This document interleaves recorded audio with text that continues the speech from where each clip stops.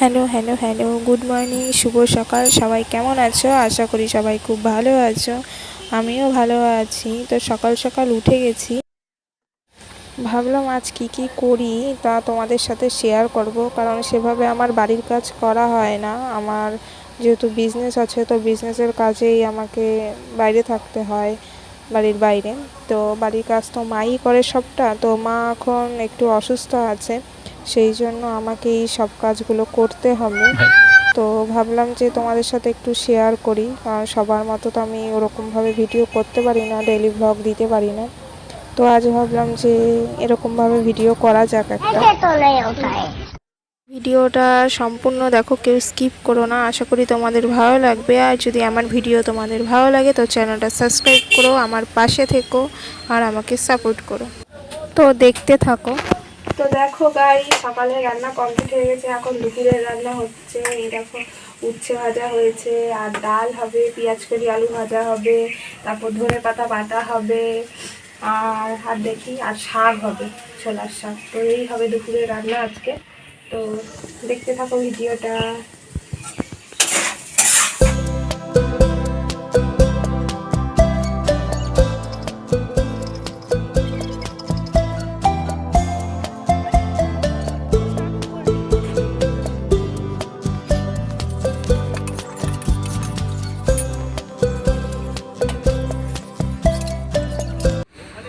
তো দেখো, রান্না বান্না হয়ে গেছে, জামা কাপড় নিয়ে বেরোচ্ছি। জামা কাপড়গুলো কাচতে হবে, অনেক দিন কাচা হয় না। আর মার তো শরীর খারাপ, আগেই বললাম, মাই সবটা করে।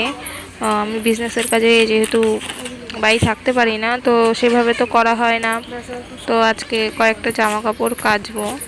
আজ আর সকালে দোকানে যাওয়া হয়নি, আসলে তো অভ্যাস নেই। রোজ যেহেতু কাজকর্ম করি না, তো একটু কাজকর্ম করতে লেটই হয়ে গেল। তো আজ আর দোকানে যাওয়া হয়নি। তো বিকালে যাব। সকালে রান্না সেরে খাওয়া দাওয়া করা হয়ে গেছে, ওগুলোর ভিডিও করা হয়নি বলে তোমাদের দিতে পারিনি।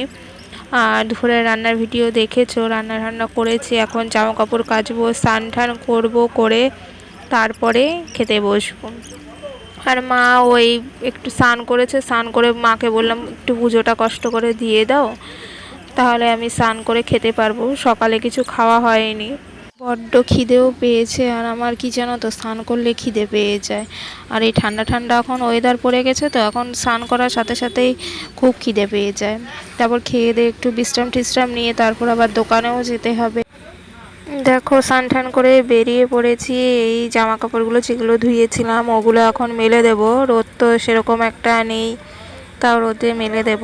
আসলে শীতকালে না রোদের কেন যেন তেজ পুরো কম থাকে। এই এক ঝামেলার কাজ। দেখো, চুল আঁচড়ানো, আমার চুলগুলোতে দেখতেই পেয়েছো একদম পুরো স্প্রিংয়ের মতো, পাটের ফেসও যেন মনে হচ্ছে। তো এই চুলগুলো আঁচড়াবো, খুব ডিফিকাল্ট চুল আঁচড়ানো। যাই হোক, চুল টুল আঁচড়ে চুল বেঁধে নিয়েছি। এবার খেয়ে দিয়ে দোকানে যাব।